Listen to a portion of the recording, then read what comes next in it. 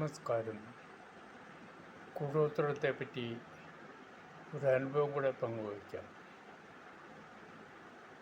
എനിക്ക് ഇടുക്കിയിൽ ആശ്രമം ഉണ്ടായിരുന്ന കാര്യം ഞാൻ പറഞ്ഞിരുന്നല്ലോ. ആ സ്ഥലം ഞാൻ ഒറ്റയ്ക്കെടുത്തത്. ഒറ്റ എന്ന് പറഞ്ഞാൽ ഇടുക്കിയിലെ ഒരു ഇടപാട് പ്രസ്ഥാനമാണ്, സമ്പ്രദായമാണ് ഒറ്റി. ആ സ്ഥലം ഞാൻ ഒറ്റയ്ക്കെടുത്ത് ഒരു മുസ്ലിം സഹോദരൻ്റെ കയ്യിൽ നിന്നാണ്. ആ മുസ്ലിം സഹോദരനാകട്ടെ ഒരു ക്രിസ്ത്യൻ സ്ത്രീയുടെ കയ്യിൽ നിന്നാണ് അത് വാങ്ങിച്ചത്, വിലയ്ക്ക് വാങ്ങിച്ചത്. അത് വിലയ്ക്ക് വിറ്റപ്പോൾ ആ സ്ത്രീ പുരയിടത്തിൻ്റെ 4 മുകളിൽ നിന്നും ഓരോ പിടി മണ്ണ് കൊണ്ടുപോയി എന്നാണ് ഞാൻ കേട്ടത്. ഞാൻ കണ്ടതല്ല, കേട്ടതാണ്.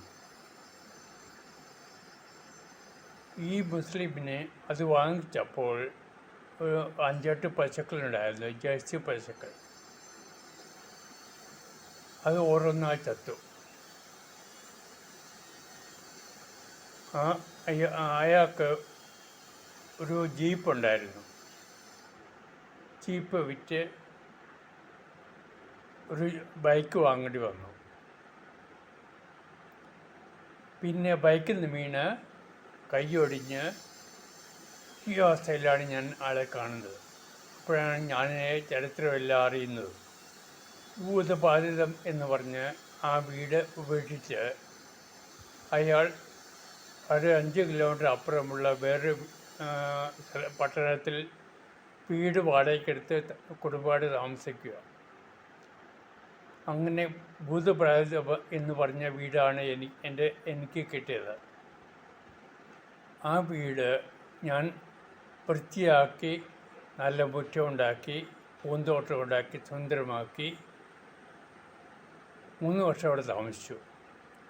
എനിക്ക് യാതൊരു കുഴപ്പമുണ്ടായില്ല, ഒരു പ്രശ്നമുണ്ടായില്ല. ഭൂതബാധിതം എന്ന് പറഞ്ഞ ആ വീട് അവന് ഒത്തിരി നാശനഷ്ടങ്ങൾ ഉണ്ടാക്കി. എനിക്കൊന്നും ഉണ്ടായില്ല. കാരണം അതാണ് ഞാൻ ഇന്നലെ പറഞ്ഞത്. അവന് ആ മണ്ണ് കൊണ്ടായപ്പോൾ ഒരു ഭീതി അതിൻ്റെ ഉള്ളിൽ പ്രവേശിച്ചു.